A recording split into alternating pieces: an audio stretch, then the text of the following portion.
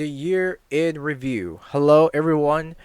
Hello. This is Leon LeGray.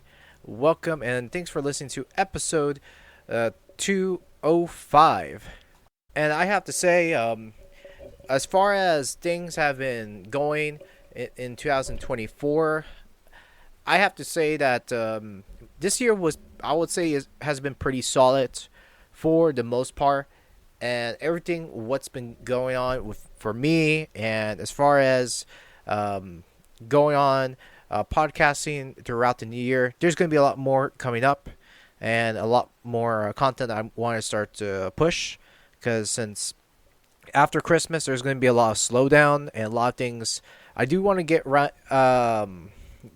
down into as far as new tech, as far as cryptocurrencies and just a lot of good solid things I'm going to be seeing coming and moving forward. Which this is going to be a very solid year coming up in 2025, and very excited where things are going coming up. And to me, there's going to be a lot more excitement and a lot more surprises coming up in the new year. I can't say that things will be all rainbows and sunshines. Of course, there's going to be new problems ahead, and can't wait for more. Now, before I continue on talking about today and what I wanted to go over in my podcast, I want to give a shout out to real quick to Fountain.fm.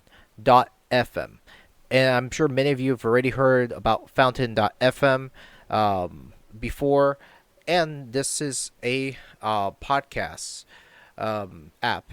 And if you guys are listening to me on Apple, YouTube, or even Spotify, the top podcast applications right now, and even if you're listening to me via Deezer or Amazon Alexa, Fountain.fm,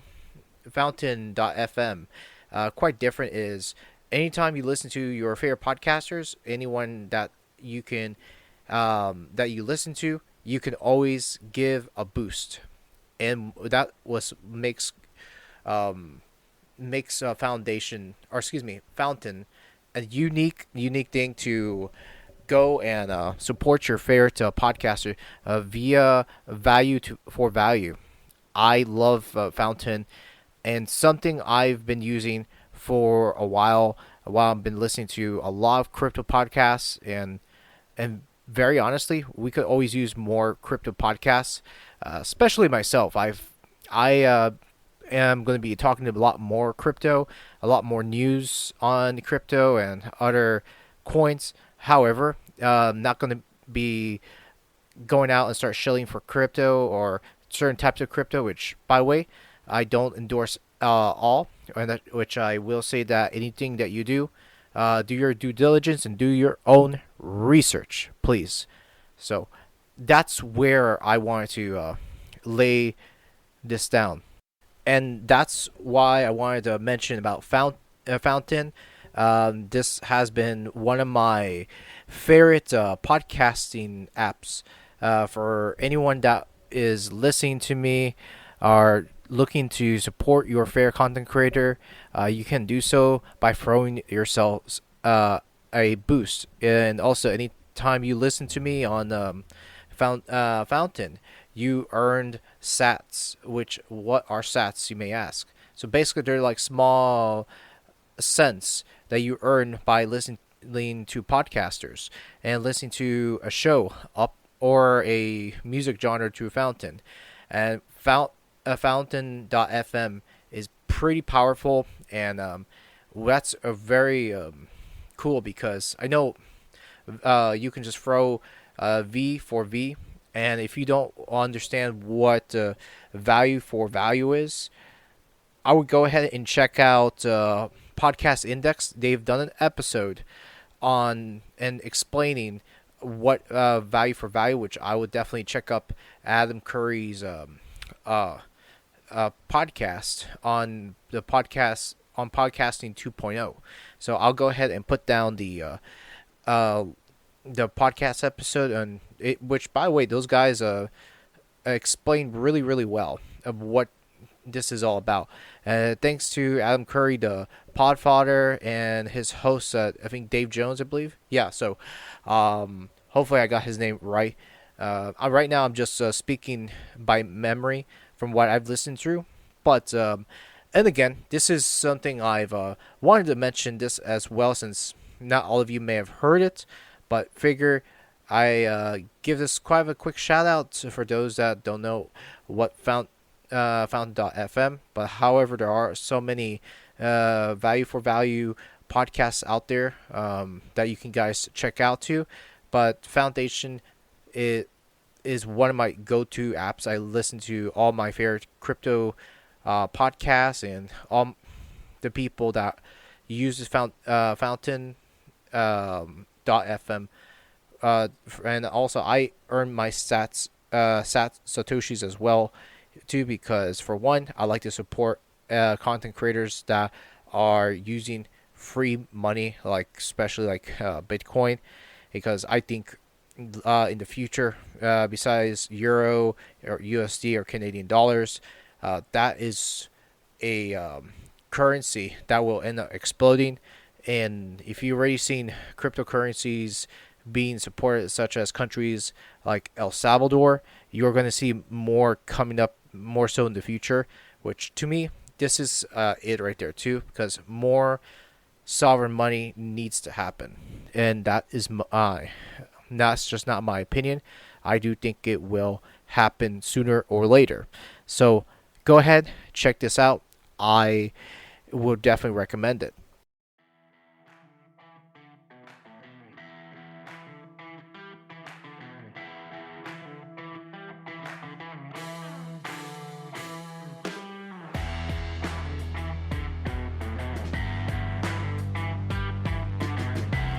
All right, so starting out with the podcast, and to throw this out there, I want to go ahead and give my thoughts about the year in the review.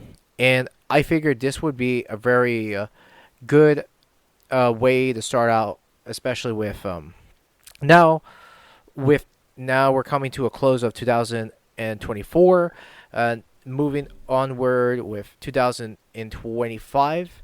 I mean, there's going to be a lot more things happening, a lot more excitement, uh, which to me, I hopefully things will turn out really smoothly. And I've been just going through a lot 2024, a lot this year, especially connecting with family early in the year, trying to catch up with what's been happening, and also meeting up with one of my relatives in France for the first time, for the very, very first time. And something I've never go out and talked about this on YouTube or anywhere else.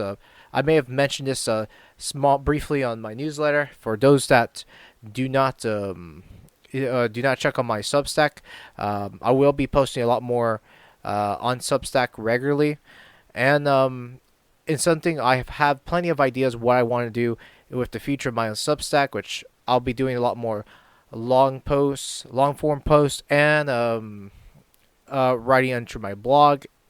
Also, in addition, of course, there's going to be a lot more podcast episodes in tech, which I would love to get back into. And because thinking about it now, I've wanted to make more time, since I know after my part-time shift, since there's going to be hours cuts, hopefully I'll make the time to get into writing again. And somewhere down the line there will be a lot more things I wanted to put out there too, because I honestly think there's going to be a lot of good and interesting things happening along the way too. But yeah, there's some things I've already put things down on the table. 2025 will be a very good year. As far as content creation goes, there's going to be a lot more happening, and down in the future. And I'm sure a lot of you guys are thinking what I want to do, what I've wanted to go with further with my podcast. Well, just like anything else, I mean, it's always about keeping up with the trends of the podcast, and of course, just like anything else with my podcast, continue to be myself, and not having to you know have anything that relegate or regulate me as far as my podcast, which to me, I have the freedom to say what kind of shit I want in my podcast, because first and foremost, that's just the way I love to go out and about with my podcast, and especially with a tech podcast like this, you got a lot more creative freedom when it comes down to speaking and everything. And podcast has become so powerful as a medium, and I can't believe that it's been over 15, over 15 years since podcast's been around. In fact, next year, podcasting will turn 20 years old. That's a long time. That's a really, really long time for podcasting, for that medium to be around this long. So, in fact, let me go into my calendar. In fact, 2024 minus 2005. So that's So this year's 19 years. So by next year, it'll be 20 damn years since podcasting has been around. Now you gotta think about it too, because a lot of you guys, or a lot of you young folks that said, "Oh, I should have been podcasting from the get-go and stuff like that." No, I actually don't believe that. You just because you guys felt that you may have missed the train, believe me though, there's a lot more room for the creative space out there, and I do think everybody has a chance to put themselves out there. I don't think you're too late, and a lot of folks that thinks that you're late in the game, you gotta be joking, because you can't. Don't kid me around with me, because I felt the same way, but until I realized is that there's a lot of untapped potential when it comes to podcasting, and anybody can be a podcaster as long as you got a good niche and you got something good to say. That'll be great. And to me, tech was one of my niches that I know. I love the computers, I love technology, and things to come with when it comes to future tech, because when it comes to a lot of these old school tech media, I should call it, I felt they've become a lot more disingenuous later down the road, thinking that they know everything else that you don't. And and also that I'm not just saying just like those old school boomer type media folks, but you got a lot of these young guys, especially in the YouTube scene, like I think it was like MK, I think it was Marky Brown, Mark Brownie. Anyways, that guy in YouTube, and I almost felt that he just talks about the same crap about Apple, and I don't know, like I felt that he's not there. He's not really in the times, especially when it comes to it too. Like he'll talk about gadgetry and things like that too, but when it comes to other things and other mediums, it's like I don't know. I felt that you got a lot of podcasters that they think they know what the future holds, especially with new tech.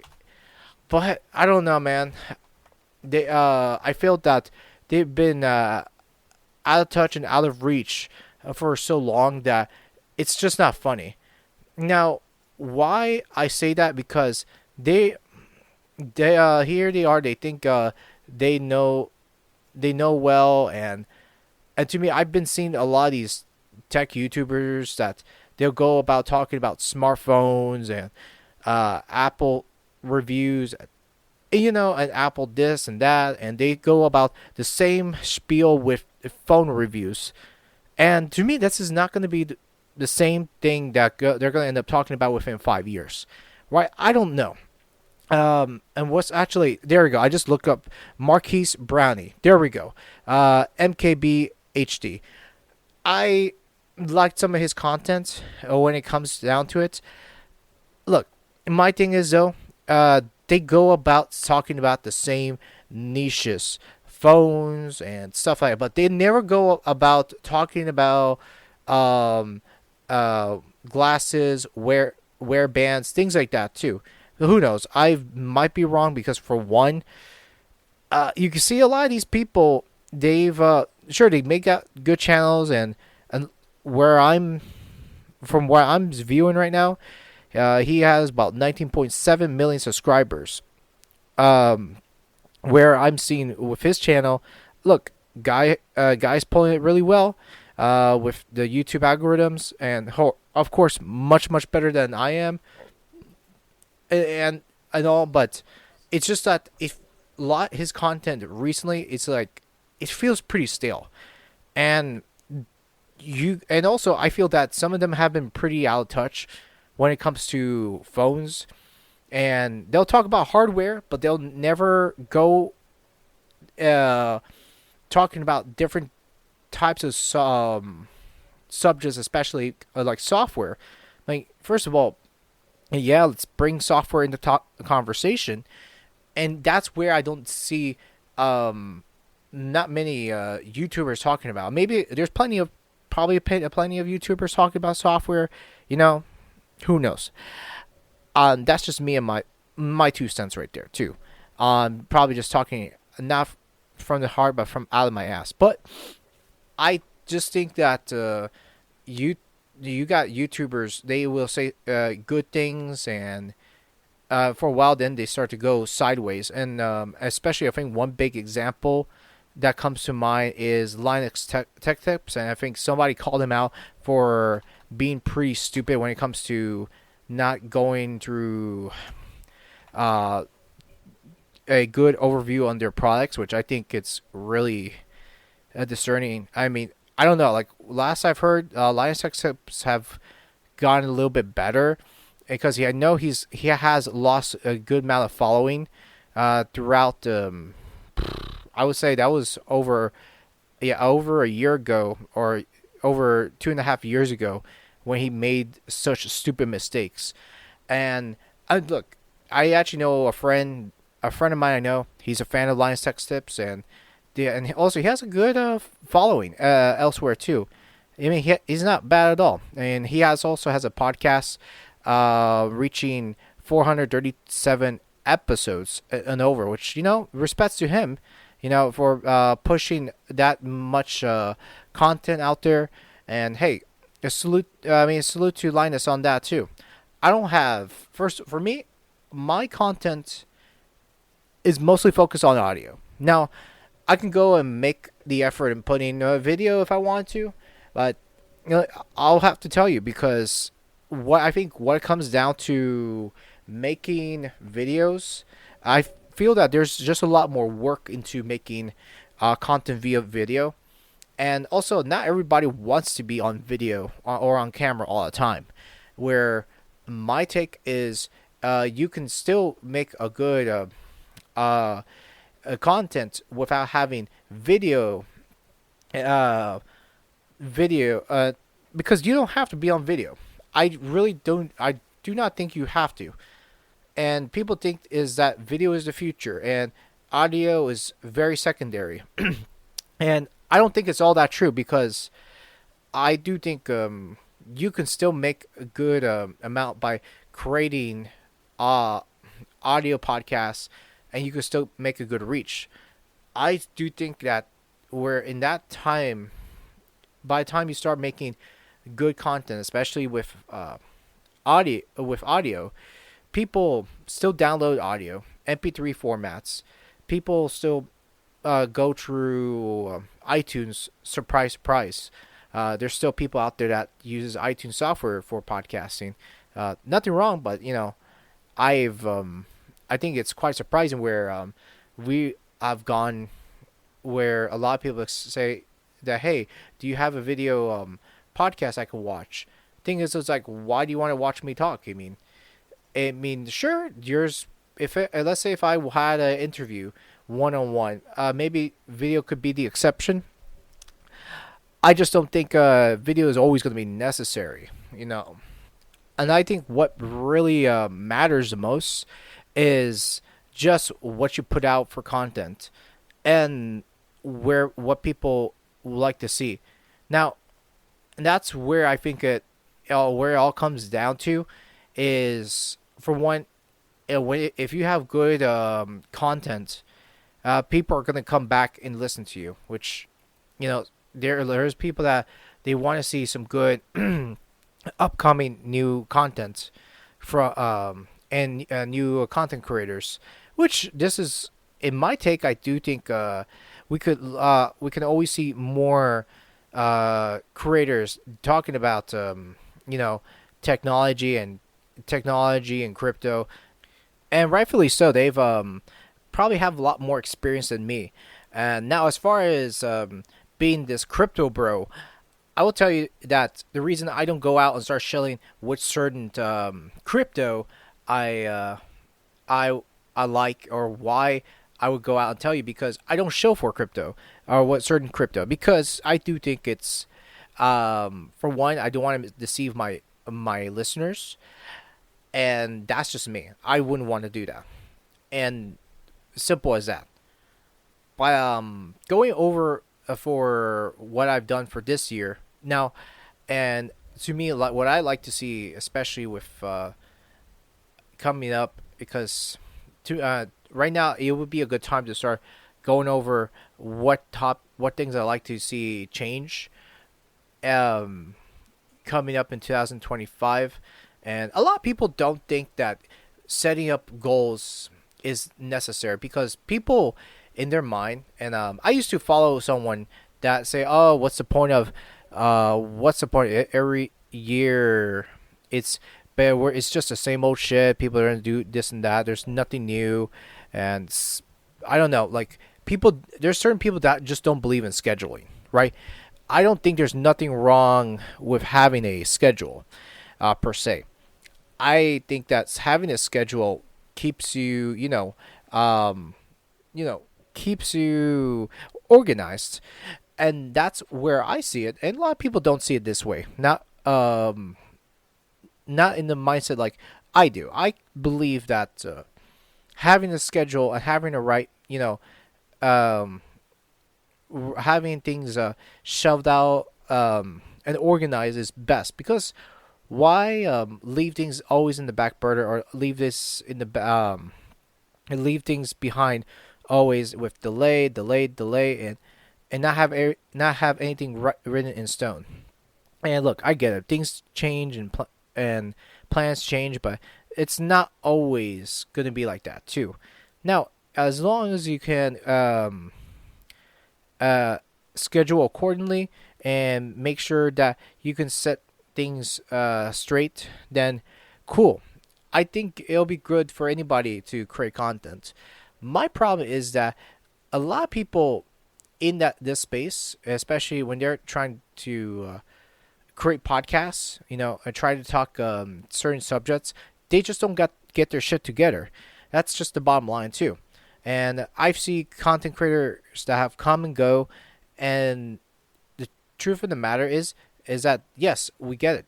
People have lives. People got different shit they gotta do, and they a lot of people got different circumstances that's far beyond their control. And to me, I want to change all that too. And the way you do it is by fixing yourself and putting the effort and time to getting things done, and not be distracted by so many things. And I know a lot of people. There's people out there that love drama channels, right? To me, you are getting so distracted by drama, and that's the worst thing that anybody can do, is getting into a topic that and get into some stupid subject on the internet that you should never be going going on and about it too. For example, I've been going and watching episodes by so many people have gone through this trend where they were knocking down a music content creator, which basically he told his fans that they were smooth brain losers, which I feel that that was just so stupid. But I think what brings people the most is your audience, and I do think your audience is your best friend, but you also your critics is also your best way to become a better content creator. Doesn't matter if you're doing content via video or content via audio. You've got to be the best as you can, especially, and also make sure that you take criticisms well. And I think when it comes to that space, a lot of people want to hear your show and they want to hear what's good, but if you don't know how to take criticism well, I don't think you'll ever grow successful as a content creator, and that's just far down the truth as right there, because I'm sure a lot of people start coming up with content without research, and they come out with something and write down their ass and not make a plan. Sure, and to me, where it comes down to this year, I've had a lot of things happening, and the way I see things is that with the my outlook of 2024 is, while I've had so much going on, it's just right now there's just a lack of structure in my life, and just so much. And now within the next one thing few days from now, and now that's where it comes down to 2025. Me, of course, as a content creator, even CES is, I'm having post. I don't have to say it because I've talked about CES before on my channel. Now, one of the biggest consumer electronics shows coming up in the next couple of days, starting January 7th through the 10th of 2025. That's going to be here shortly, as soon as you know it.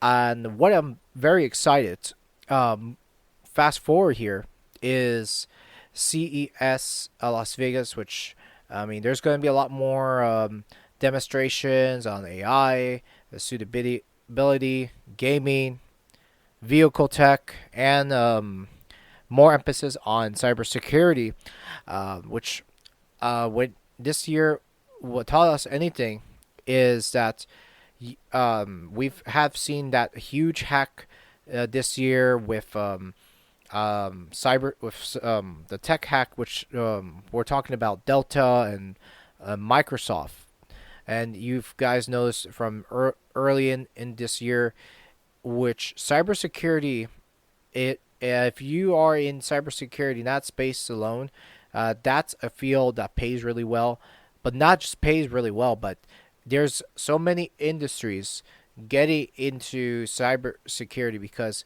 they're trying to find focus now on somebody who can get the job done, and anyone that can do cybersecurity, that this is a field that's going to be demanding, and you are going to miss out on something like this too. Now, if anything shows is that next year would not surprise me if a new attack comes in with, let's say, a different company. And I don't know about you, but CrowdStrike, a cybersecurity company, it just shows that if a company like that is not willing to help a company out, protect their data or protect anything for consumers or for any company for their protection, because I know there's always going to be data leaks and maintenance issues. And CrowdStrike, and Nasdaq, which is the ticker is CRWD.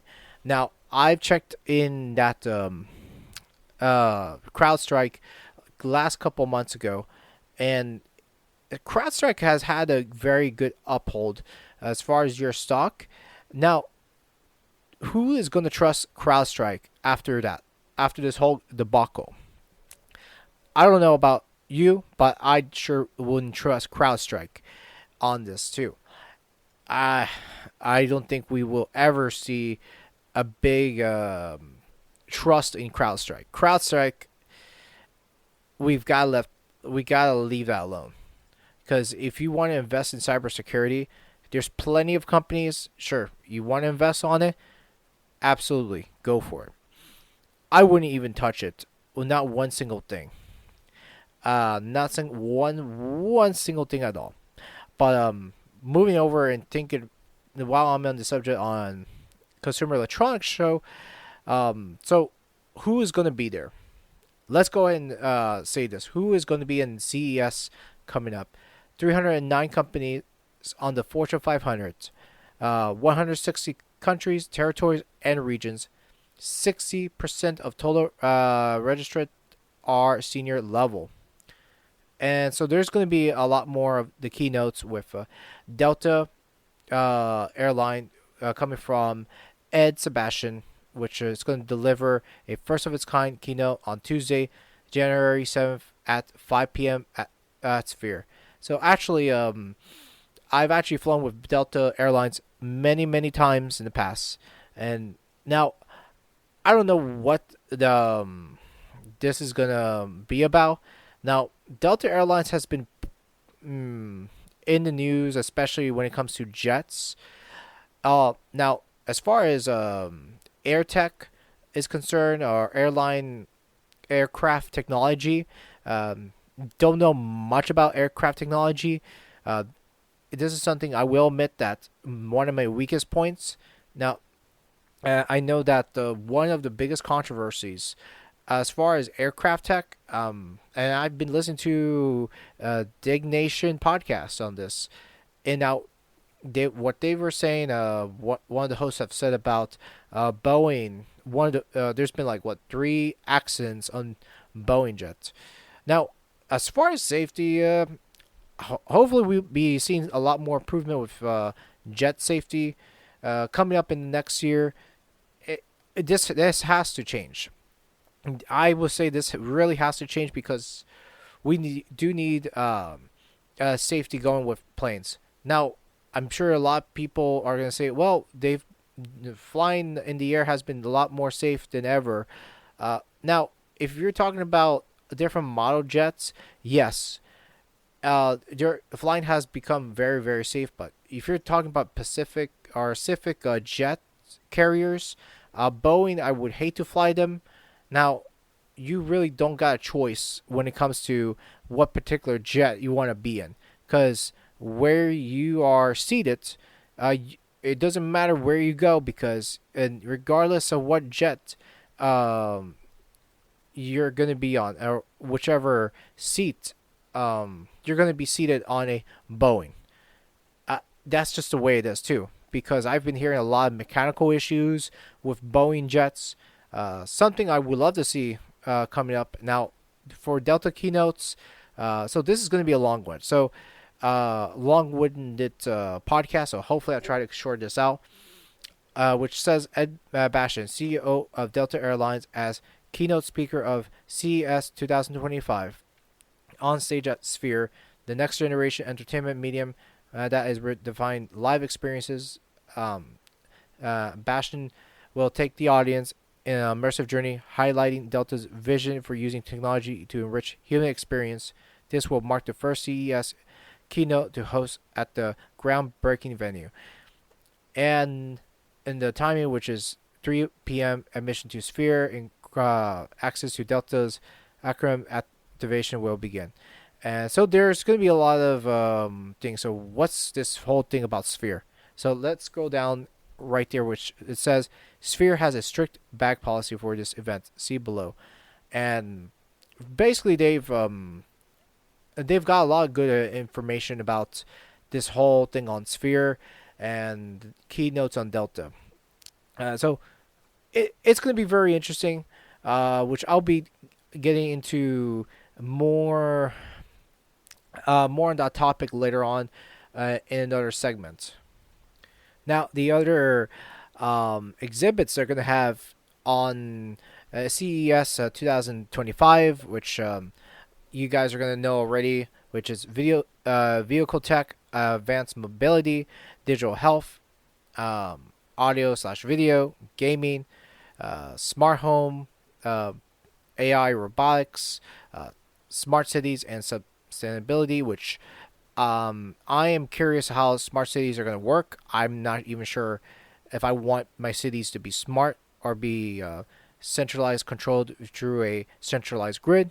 Very questionable.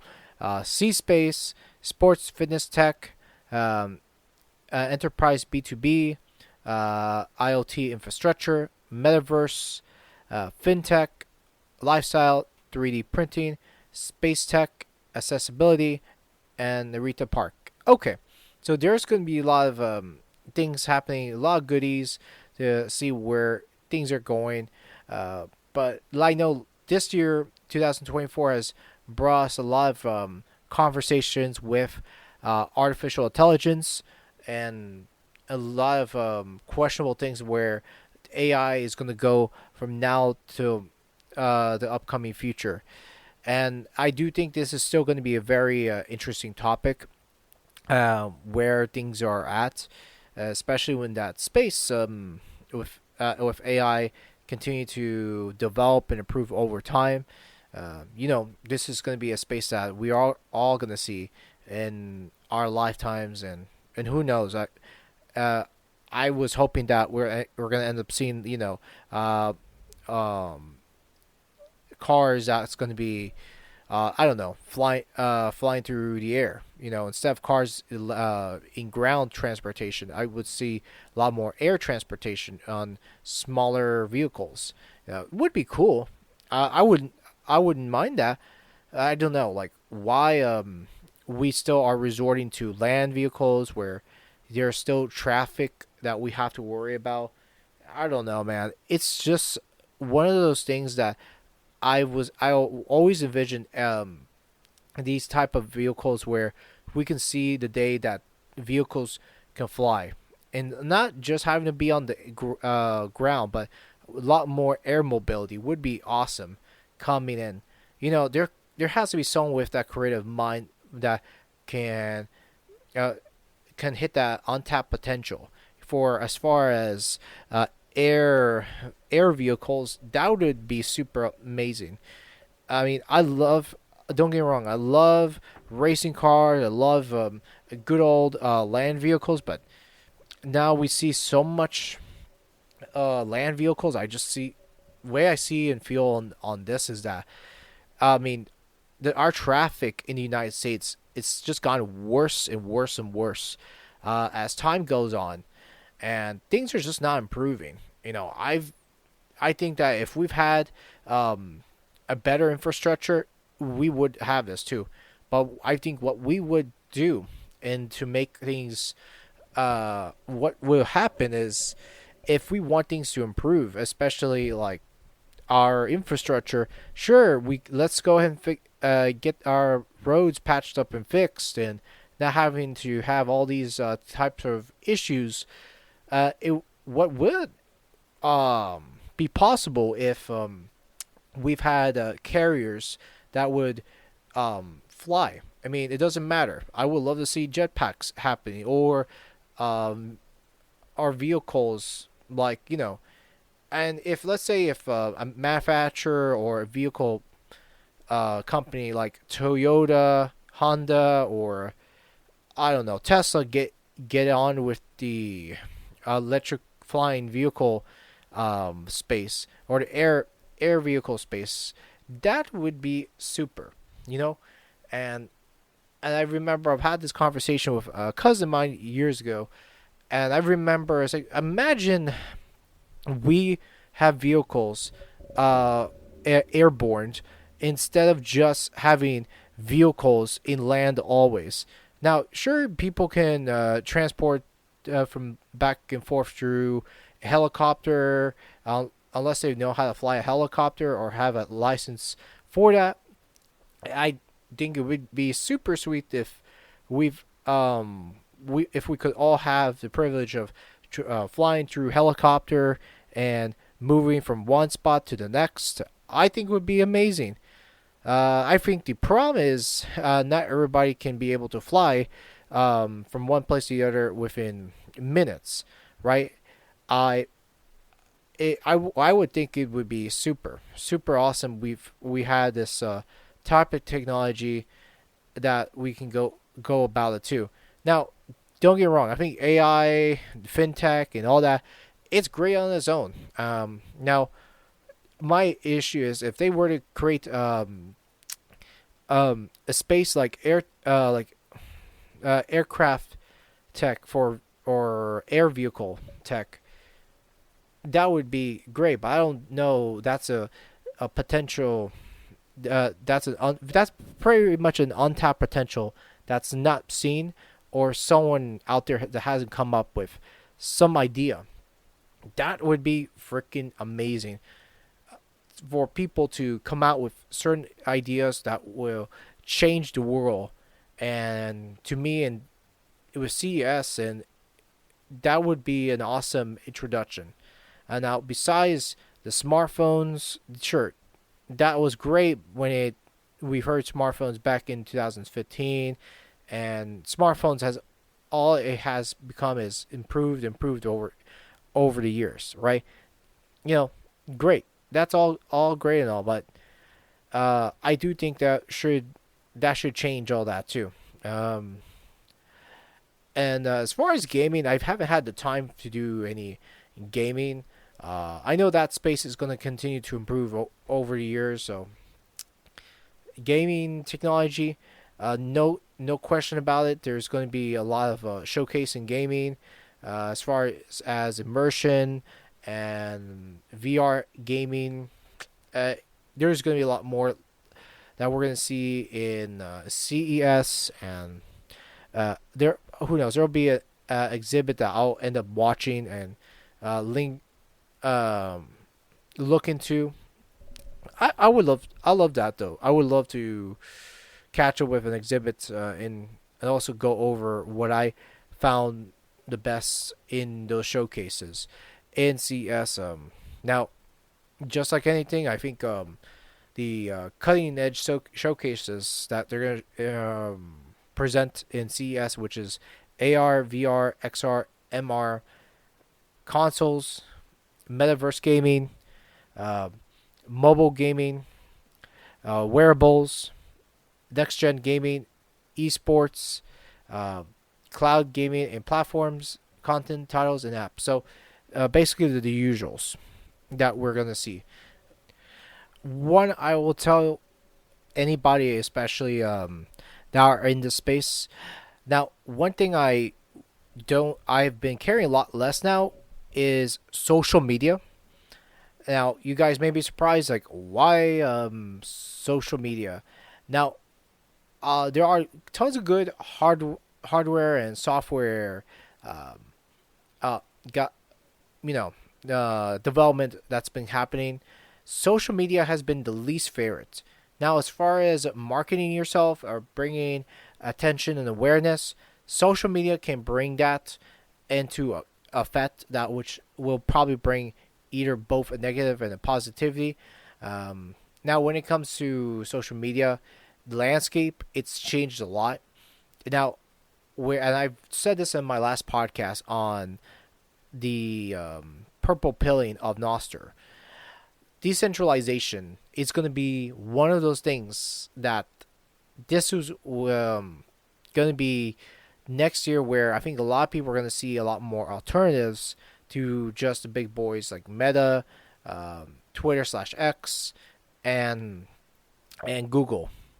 And also, what I've said before on my last podcast was Noster and decentralization. Social medias are gonna change all that. As far as I know, we are going to see a lot more that will be helpful. And I don't know, but the as far as the landscape goes, like Twitter has become more of a cesspool, more and more, and every single time I jump into Twitter, that's has changed the landscape. And I think it's all because there's been this huge distaste with Elon Musk, and I don't know. I really can't stand just the politics of Twitter, and the same goes with people that have went from Twitter to Blue Skies, which I think it's more of the whole progressive mindset where a lot of people said, "Oh, the hell with this platform, we're gonna jump into the Blue Sky train," which I've I've been to Blue Skies for a couple months. I don't post much on Blue Skies at all.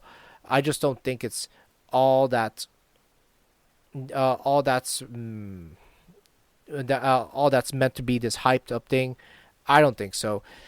I really don't because I think it's just all hype, that's a place that's not gonna last too long. I'll just be fair. Maybe they'll pick up more and more when a lot more people use it. I think all of us are getting so sick of tired of centralization and social media in general. And believe it or not, I think Substack have gone to that realm instead of just newsletters and podcasting.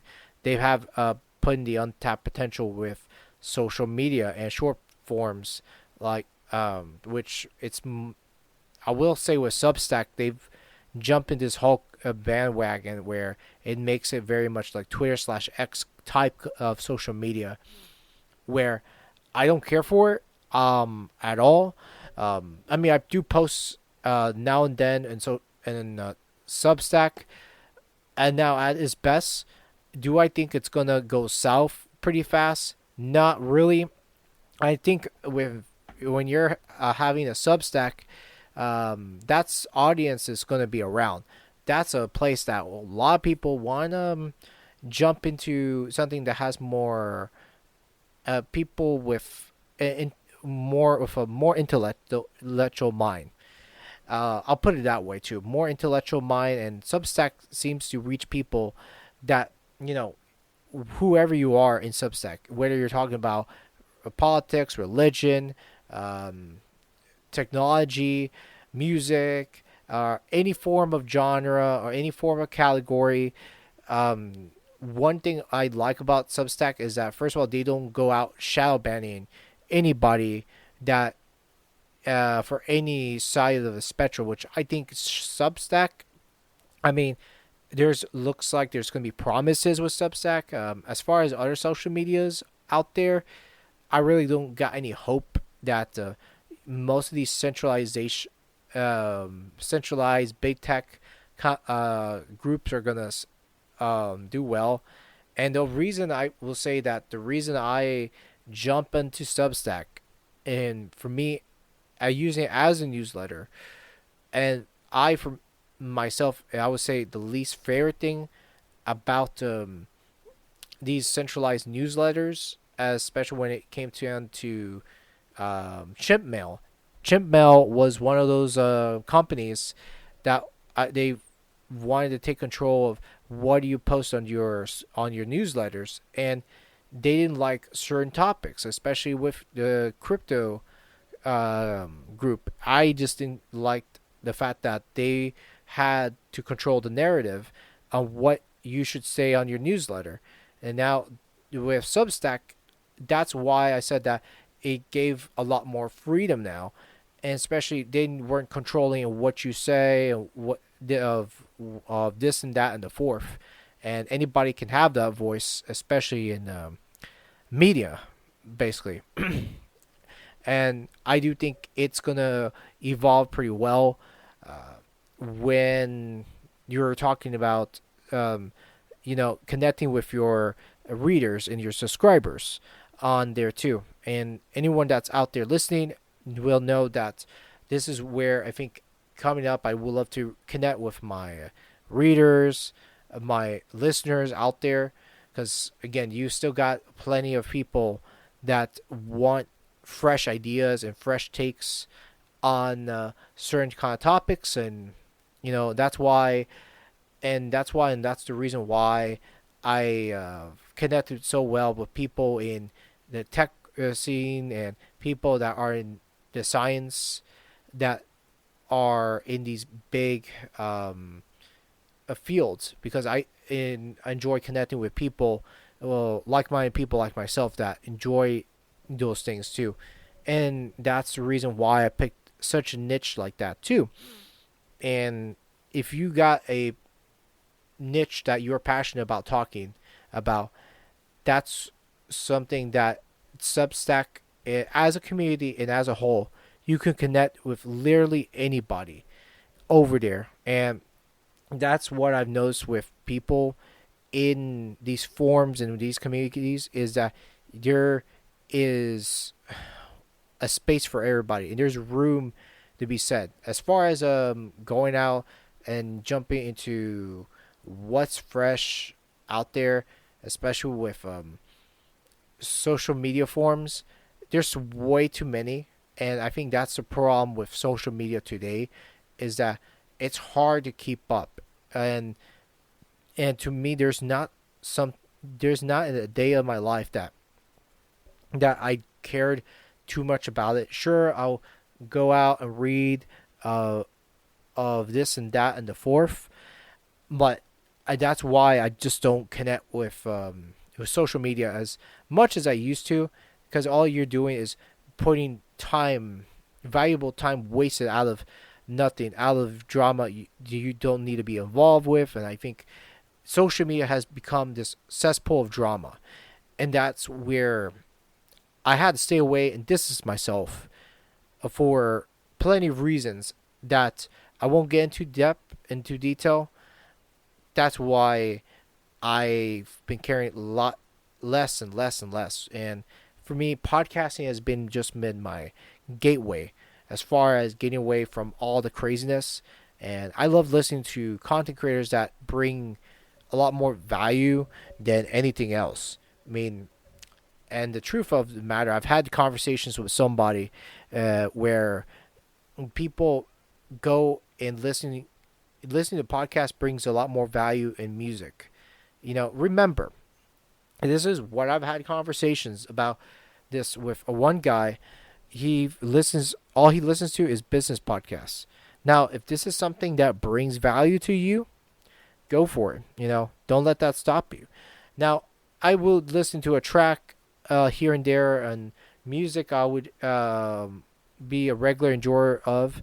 To me, that's one reason I go about listening to technology, trends that I'm not familiar with in the tech scene, and that's why I always come over and refresh and get certain ideas, especially bring some these ideas and bring it over to my show.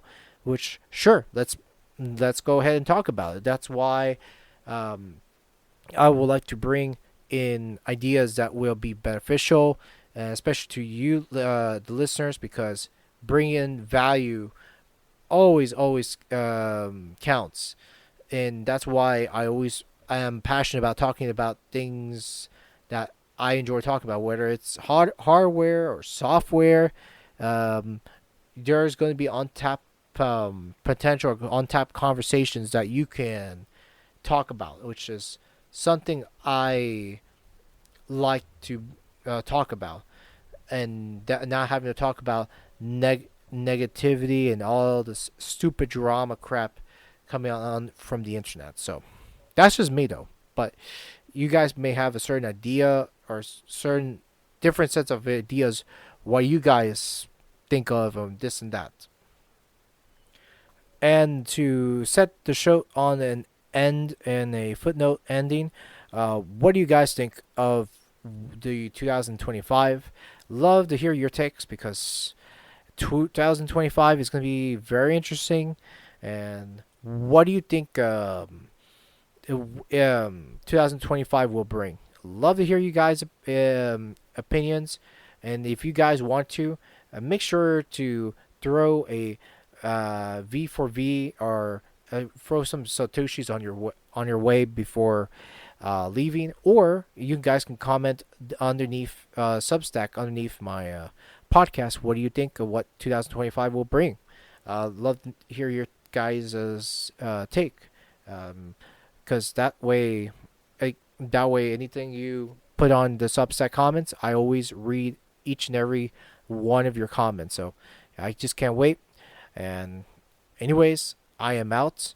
This is Leon LeGray signing out, and I'll be speaking more pretty soon. And by the way, anyone that is celebrating Christmas coming up, and I'm making this recording 2 days before Christmas. Anyone that celebrates it, Merry Christmas to every single one of you listeners out there. Or if you guys don't celebrate Christmas at all, either way, happy holidays. Enjoy your time with friends and family. Take care, everyone.